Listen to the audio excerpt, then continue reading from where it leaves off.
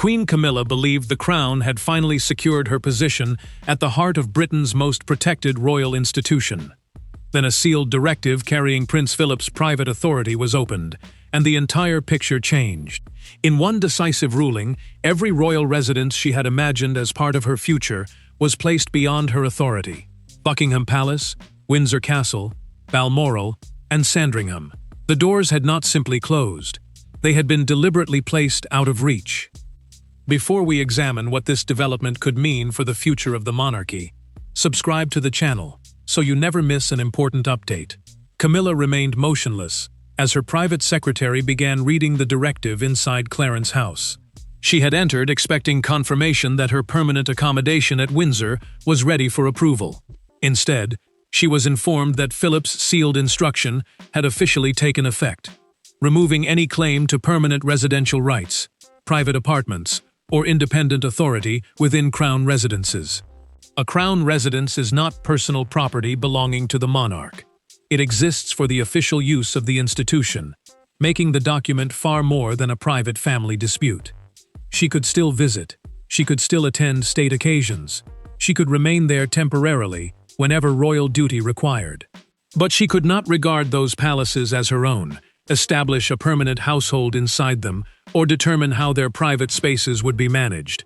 After years of reaching the very center of royal life, Philip's final instruction drew an invisible boundary around the buildings that represented her greatest achievement. Charles watched certainty give way to disbelief. He reached for the papers, hoping to steady the moment before it became irreversible, but Camilla pulled them back. Then came the question he had quietly feared. How long had his father intended this? The king offered no immediate reply. His silence carried significance, because the directive distinguished crown property from residences personally owned by the sovereign, leaving him unable to overturn it through a simple personal decision without challenging Philip's conditions before senior royal trustees, the officials responsible for safeguarding long-term royal assets and constitutional agreements. Turning the final page, Camilla discovered a handwritten instruction beneath the formal text. It declared that no future royal marriage could automatically grant authority over residences reserved for the sovereign, the direct line of succession, or national ceremonial responsibilities. Every word was carefully chosen. There was no emotion in the language. That restraint made the message even more uncompromising. The secretary then noticed an inconsistency in the page numbering. A second sealed document was missing from the briefing file. Access had been restricted to only 3 people: Charles, Princess Anne, and Prince William. The king fixed his gaze on the empty space where the page should have been, as Camilla demanded it be produced immediately. Before anyone could respond, the door opened. Anne entered without knocking, placed a black archival case on the table, and rested one hand firmly upon it. Camilla declared that the directive would be overturned. Anne did not challenge her. She simply replied that Philip had anticipated those exact words and had already prepared for them. Before Camilla could contest the directive, she had to confront the 3 individuals whose futures Philip believed he was protecting. The document was framed in the language of property, constitutional duty, and succession. Yet its deepest impact was profoundly personal. For Camilla, it represented one final rejection from a man whose approval she had never fully secured. For Charles, it reopened the enduring conflict between personal devotion and institutional responsibility. For William and Anne, it created an impossible choice: defend Philip's final instruction or preserve the dignity of the king's wife. Camilla kept her eyes fixed on the black archival case, while Anne remained standing beside it. The first page had already stripped away her confidence, but the gathering around the table deepened the sense of isolation. Her title carried prestige, influence, and public recognition. Yet the directive had drawn an unmistakable line behind palace walls. She could represent the monarchy inside its greatest residences, while never exercising permanent authority over the rooms where its future would ultimately be shaped. That distinction carried real significance because royal influence has never been measured solely by crowns or public ceremony. It has also depended upon access, household authority, and the unquestioned right to belong. Charles waited until the others had left before speaking privately with his wife. She asked whether he had always known that Philip distrusted her. Rather than meeting her gaze, the king carefully straightened the document. He finally admitted that his father believed buildings could safeguard the future of the monarchy. Crown property referred to residences held in trust for the institution, not private family homes that the sovereign could distribute at will. That principle forced him to confront a division he had spent years trying to overcome. His marriage belonged to him, but the palaces belonged to the crown itself. Camilla heard the explanation, but found little comfort in it. She reminded him of the years she had stood beside him, the criticism she had endured, and the loyalty she had repeatedly been expected to prove. Now, after reaching the throne at his side, she was being told that her place within its walls remained conditional. The queen consort quietly asked whether love had ever truly carried weight inside the institution. Charles had no answer capable of breaking the silence. William recognized his father's struggle, yet he made no move toward the directive. He recalled a recorded conversation in which Philip had warned that temporary emotions must never reshape permanent royal inheritance. The prince understood the harshness of the moment. But he also understood the reasoning behind the order. If one royal marriage could redefine protected residential rights, every future succession risked becoming a personal contest instead of a constitutional process. Anne calmly opened the file and revealed the first concealed condition. Prince Philip had appointed her as the decree's chief guardian, assigning her the responsibility of ensuring that emotion, personal pressure, or private negotiation could never weaken its authority. In this case, a guardian was the individual entrusted with enforcing the document after its author was no longer alive. She told Camilla the position carried no honor or privilege. It was a solemn duty she had accepted long before her father's passing. Then another name came into view: William's. His approval was required before Camilla could be granted even a single permanent private suite within any principal crown residence. The future king glanced toward Charles, but the monarch understood the significance immediately. William had not been invited simply to witness the decision. He had been made part of the mechanism that upheld it. Camilla turned to the supporting schedule, searching for a loophole. Instead, she found Catherine's name repeated throughout several protected residential provisions. The pattern was unmistakable. Philip's decree had not been drafted solely to prevent one woman from gaining influence. It had also been designed to safeguard another woman's future before anyone could challenge her position. And the reason Catherine occupied such a central place in the document could be traced to one private episode the palace had kept out of public view. The decree did not originate from legal advice or royal convention. It began after a difficult evening at Windsor, when a private disagreement exposed a concern Prince Philip believed could no longer be ignored. What others dismissed as a tense family exchange, he regarded as a warning about the monarchy's future. From that moment, he no longer viewed Camilla simply as Charles's partner. He began to see her influence as a constitutional concern. By then, Philip had already spent months reviewing how royal apartments, offices, guest accommodation, and household authority would be reassigned after a change of reign. A succession planning meeting was a confidential discussion covering how duties, residences, and staff would transfer from one monarch's household to the next. To him, these were never minor domestic matters. Crown residences were working institutions, and whoever controlled their private spaces could influence access to the sovereign, reward loyal officials, and quietly reshape the position of future heirs. The tension reached its breaking point during a private Windsor dinner held after one of those planning meetings. Camilla questioned a proposal that reserved a major family apartment for William, Catherine, and their children. She argued that such decisions should be left to the next sovereign after Charles had taken the throne. She described the reservation as premature, insisting the protected rooms amounted to territory being claimed before the new reign had even begun. Philip quietly placed his glass on the table and asked whether she truly regarded the direct heirs as guests within their own inheritance.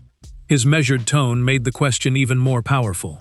Camilla replied that Charles had already sacrificed enough and should not begin his reign constrained by decisions imposed by the previous generation. She insisted the future king deserved complete freedom to shape his own household without inherited restrictions, following him from residence to residence. Catherine remained silent, but her silence spoke volumes. After hearing the apartment reduced to little more than contested territory, she subtly moved her chair away from the table. Philip noticed immediately. He also saw William briefly look toward his wife, before lowering his eyes, unwilling to let the dinner become a confrontation between his father's future and his own family's security. That single gesture convinced Philip the dispute had moved far beyond accommodation. It had become a question of whether the next generation's rightful place could depend upon someone else's approval. Later that evening, Philip summoned a trusted secretary and dictated the opening clause of what would become the secret decree, according to a documented record preserved among his private papers.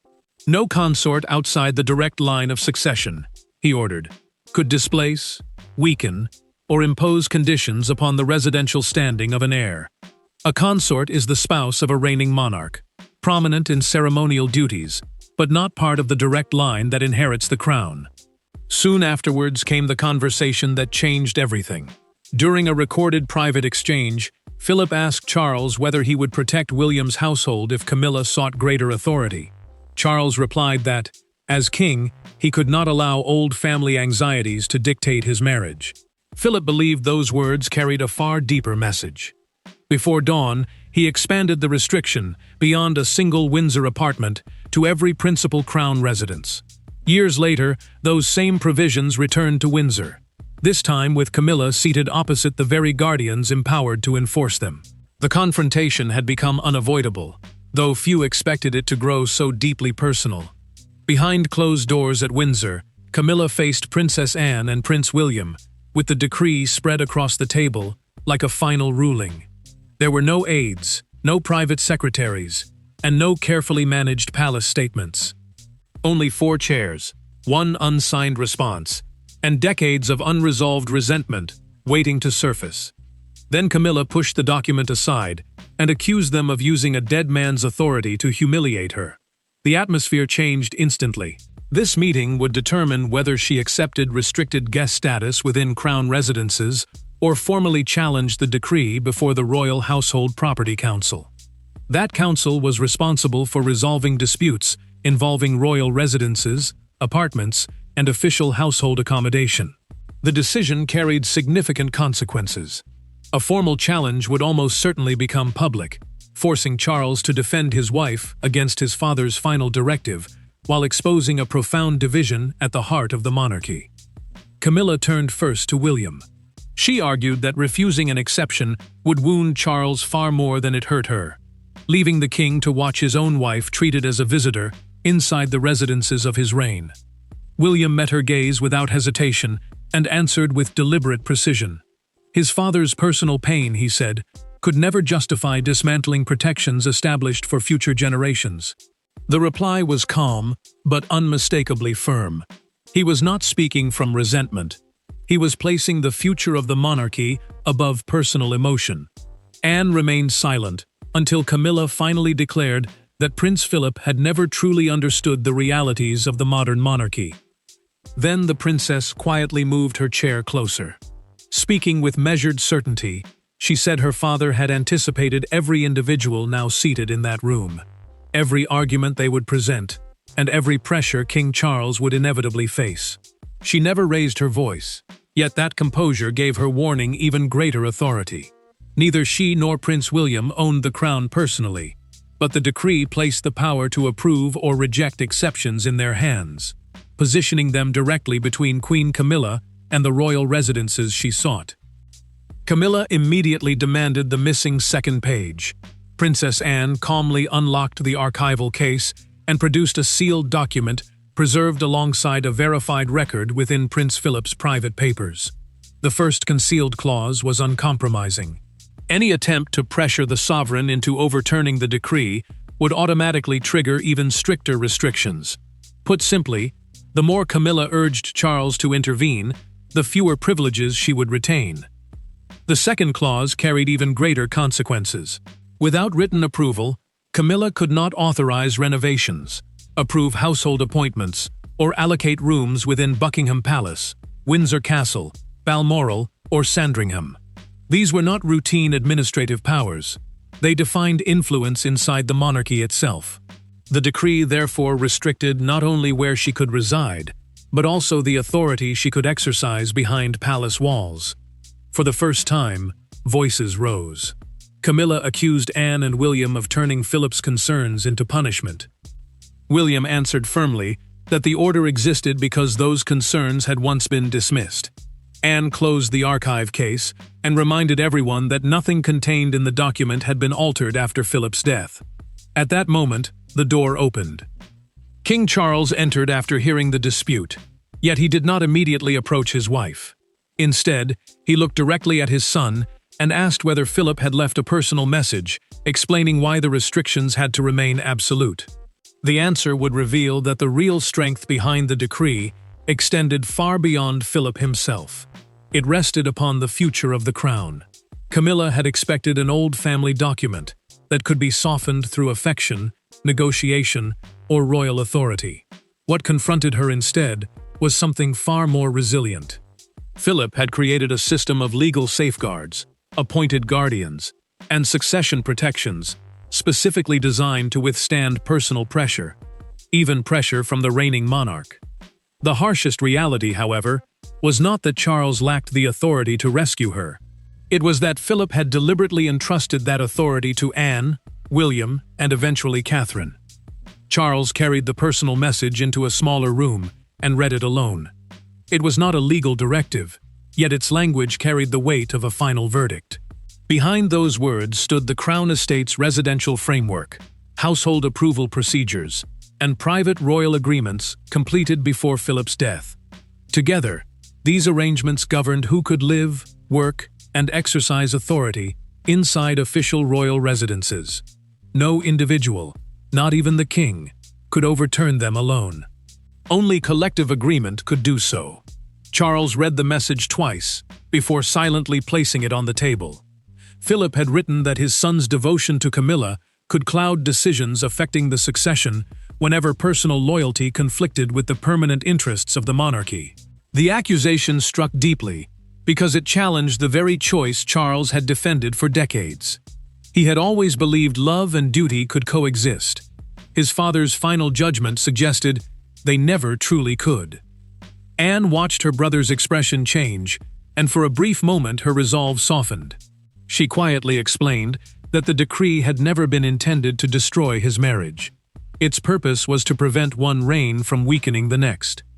Anne represented continuity and enforcement, while William represented the constitutional interests of the future sovereign. Together, their approval ensured that present emotions could never permanently diminish the position of the next king's household. Charles turned toward his son, but William remained unmoved. He understood that his signature had become far more than a family formality. It now served as a safeguard, protecting Catherine and their children. If he surrendered that protection simply to ease his father's burden, every future safeguard could one day be dismissed, whenever personal pressure outweighed constitutional responsibility. Anne then unfolded the final page of Philip's message. According to the verified record attached to his private archive, the late Duke declared that Catherine should never depend upon any previous consort for access to the residences where she might one day serve beside the sovereign. Camilla's name did not appear in that sentence. It did not need to. The next revelation proved even more decisive. A dormant succession schedule granted Catherine immediate residential priority at Windsor and Buckingham Palace, once William assumed expanded constitutional responsibilities.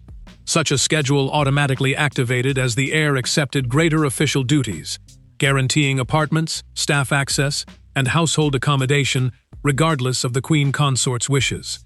Camilla understood the significance before anyone explained it. Philip had not simply prevented her ambitions. He had secured Catherine's future beyond her influence. Charles returned to the table fully aware that any public challenge would force him to choose between his wife's position and his son's protected inheritance. This time, delay was no longer an option. When the king finally reached his decision, the first consequence appeared not in a courtroom, but outside Camilla's Windsor apartments. It began with something remarkably ordinary: a ring of keys placed quietly upon a polished table. There were no trumpets and no public proclamation. Yet for Camilla, that silent gesture carried greater weight than any formal demotion. The Windsor residence prepared for her would no longer become her permanent household. Her staff would depart, her private plans would end, and every future stay would require official approval. She had not lost her title, but she had lost the certainty of belonging. Charles had already made his choice. He would not challenge the decree. A public dispute over crown residences would suggest that his marriage mattered more than the long-term stability of the succession, and that was a risk he would not take. These residences existed for the continuity of the monarchy, not as private property to be distributed through personal preference. By stepping back, the king protected the institution. In doing so, he left his wife politically exposed. Camilla watched as a household official quietly removed her planning folder from the Windsor desk.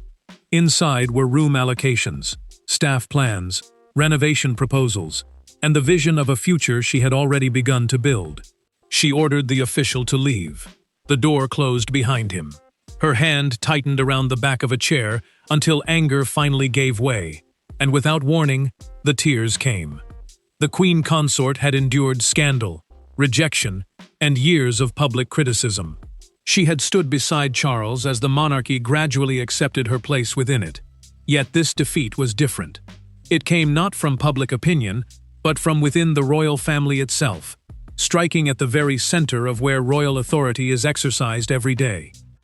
Household officials were now instructed to suspend Camilla's permanent projects at Windsor, Balmoral, Sandringham, and Buckingham Palace. Temporary rooms would still be available for official engagements, but temporary carried a clear message. She could arrive when duty required, and leave without retaining authority. Charles entered expecting confrontation. Instead, Camilla remained composed. She quietly asked whether he had chosen stability for the monarchy, or simply lacked the resolve to stand against Philip one final time. The king stepped toward her, but she moved back. He warned that resistance would fracture the royal family. She replied that the family had already stripped away her place within it. The consequences quickly spread beyond the private conversation. Staff assigned directly to Camilla received a formal household notice, confirming they could not transfer automatically into permanent positions within crown residences. Those appointments represented official roles attached to the monarchy's principal working homes. Without those appointments, the independent household she had hoped to establish would lose its foundation before it could truly take shape. Before sunset, another decision arrived. The private Balmoral suite Camilla had chosen for future visits had been reassigned to William and Catherine for family use. The move confirmed that Philip's decree was no longer symbolic. It was already reshaping residences, staffing, and influence across the institution. Camilla closed the file for the final time and prepared to leave Windsor. Then Catherine requested a private meeting. No William, no Anne, no Charles. No palace officials. For the first time since the decree surfaced, Camilla would sit opposite the woman Philip had chosen to safeguard. Neither could rely on the institution for protection. There were no lawyers, no advisors, and no official documents between them. Catherine personally closed the door before taking her seat across from Camilla. They met not simply as senior royals, but as two women whose lives had been shaped by the same institution in profoundly different ways. One had spent decades fighting to reach the center of royal life. The other had been shielded by a decree she had never requested. What followed was not a declaration of victory. It was a confession that transformed the emotional meaning of Philip's decision. Catherine explained that she had requested the meeting because she could already see where the decree might lead. It risked dividing Charles's reign from William's future household and turning every royal appearance into a silent rivalry between two women. Although the decree secured her residential priority within key crown homes, she did not want the public believing she had gained rooms or authority at the reigning queen's expense. That distinction mattered, because even a lawful decision could leave personal wounds capable of damaging the family for years. Camilla spoke first. She accused Catherine of benefiting from Philip's disapproval, while remaining silent as the restrictions tightened around her. Her voice stayed measured, but the pain beneath it was impossible to ignore. She had endured years of public scrutiny to stand beside Charles, only to discover that another woman's future had been protected by limiting her own. Catherine listened without interruption. Then she admitted she had known that a protective document existed, although she had never understood how extensive it was. Her knowledge came from a private conversation, documented after the Windsor dinner. She never realized the decree would prevent permanent apartments, staff authority, and residential control across every principal Crown estate. Camilla demanded to know why she had remained silent. Catherine answered that she remembered the dinner too well. When the reserved apartment was dismissed as unnecessary territory, she feared that one day her children's place might depend on private approval instead of established duty. The direct heirs were those expected to inherit the crown, and their security mattered because uncertainty surrounding them could weaken the next reign before it had even begun. Catherine then revealed what Philip had told her afterward. In that private conversation, he promised that William, their children, and she would never be made to feel like temporary occupants within the institution they were destined to inherit. His words were not intended as an attack on Camilla. They were meant as a safeguard against future uncertainty. Then came an attempt at compromise. Catherine offered to support a permanent private sanctuary for Camilla at one of Charles's personally owned residences. It would remain protected from household politics, securely staffed, and entirely outside the crown system governed by Philip's decree. The Queen Consort would not control Windsor or Buckingham Palace, but she would have a residence that no guardian could remove from her. Camilla did not forgive the decree, nor did she claim the hurt had disappeared, but she stopped insisting that Catherine surrender the protections it provided. Instead, she agreed to help shape a public statement designed to prevent private tensions from becoming an open constitutional conflict.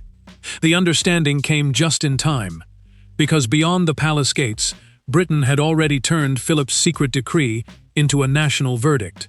By sunrise, the matter had escaped royal walls. The decree became a public spectacle, reduced to one striking image: a queen standing outside the very homes of the crown she represented. Commentators described it as Philip's final intervention. Supporters praised his foresight. Critics argued it preserved cruelty through official procedure. Yet amid the debate, one moment outside Buckingham Palace captured public opinion more effectively than any headline or television discussion. Charles watched the morning broadcasts in silence. Palace communications confirmed that Camilla would retain her title, ceremonial duties, and public standing, but she would hold no independent permanent authority within the principal crown estates. Ceremonial duties referred to the official engagements and public responsibilities carried out on behalf of the monarchy. The distinction was significant. The Queen Consort had not been removed from royal life. She had been denied authority over the residences where that life was managed behind palace doors. The king remained motionless, as broadcasters explained the difference between privately owned royal property and crown residences. A private residence belonged to an individual member of the royal family, while a crown residence existed to serve the monarchy's long-term continuity. That distinction had suddenly become the center of Britain's national debate. Viewers quickly understood that the dispute extended far beyond rooms or residence. According to this account, it raised a larger question. Could marriage ever outweigh inheritance within an institution designed to outlast every individual who serves it? Camilla reportedly reviewed the first official statement before it left the palace.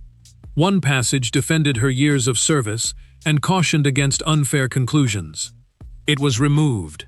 In its place came a commitment to respect arrangements intended to safeguard future generations. The revision was subtle, yet it suggested the compromise Catherine was prepared to accept. She would not abandon her personal grief, but neither would she allow it to become a public campaign. Then came the headline. A leading newspaper published an image of Windsor's gates, beneath the words, "Philip's last order, the Queen who may visit, but never rule the rooms." According to this narrative, Charles switched off the television after hearing a commentator declare that love had collided with duty, and duty had prevailed. The observation reflected the difficult balance the story presents. The crown had been shielded from open confrontation, but the consequences were now unfolding across Britain. Outside Buckingham Palace, supporters gathered behind the railings. One woman placed two photographs side by side, Philip in uniform and Catherine with her children, before quietly remarking, "He was protecting what came next." The moment spread rapidly, because it gave the reported decree a simple emotional meaning. For some, it represented unnecessary harshness. For others, it symbolized the protection of the monarchy's future. Public reaction reportedly softened later that day, when Catherine and Camilla appeared together at a scheduled royal engagement. Neither addressed the reported decree directly. Their joint appearance became a statement in itself, projecting restraint instead of division. According to the account, the world had formed its opinion, but the lasting judgment depended on Camilla's response. The narrative says she did not challenge Philip's reported decision, reclaim Windsor apartments, seek control of Buckingham Palace residences, or contest the authority of William and Anne. The setback was presented as personal and permanent. Yet its significance rested not only on what she lost, but on how she chose to respond. Rather than allowing rejection to define her, the account suggests she accepted that service to the crown sometimes requires relinquishing privileges once believed to be secure. She acknowledged that official residences would remain available for state duties, ceremonies, and family occasions, but not as private homes under her independent authority. In this telling, crown residences exist to preserve the institution and the line of succession, not to satisfy personal claims. What once appeared to be rejection gradually became, in this account, an accepted constitutional boundary. Charles is described as establishing a private home under his personal ownership, separating family life from the constitutional responsibilities attached to royal residences. It may not have been the outcome Camilla hoped for, but it provided something the palaces could not: a private sanctuary beyond questions of succession or official authority. The narrative also describes a private conversation in which Camilla admitted that the reported decree made years of loyalty feel erased by a single decision. Charles reportedly replied that no building could define their marriage, even if the crown had to define its constitutional limits. According to the account, those words did not erase the hurt, but prevented it from becoming the final chapter of their relationship. The story concludes with Camilla voluntarily returning the final Windsor key, rather than waiting for a formal request. Anne accepted it without celebration, and both women silently acknowledged a loss neither could reverse. No apology was offered, and none was requested.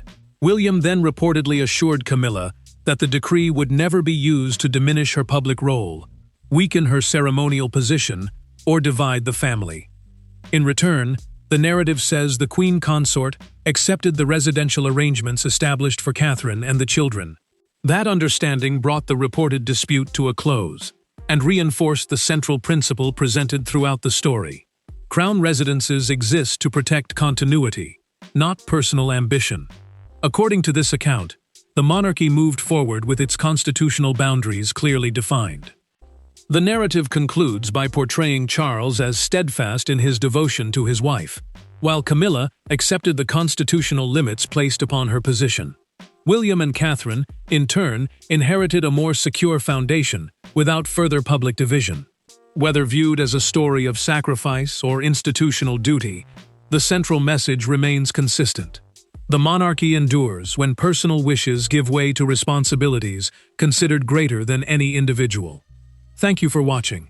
If you enjoyed this analysis, please like the video, subscribe to the channel, and we'll see you in the next report.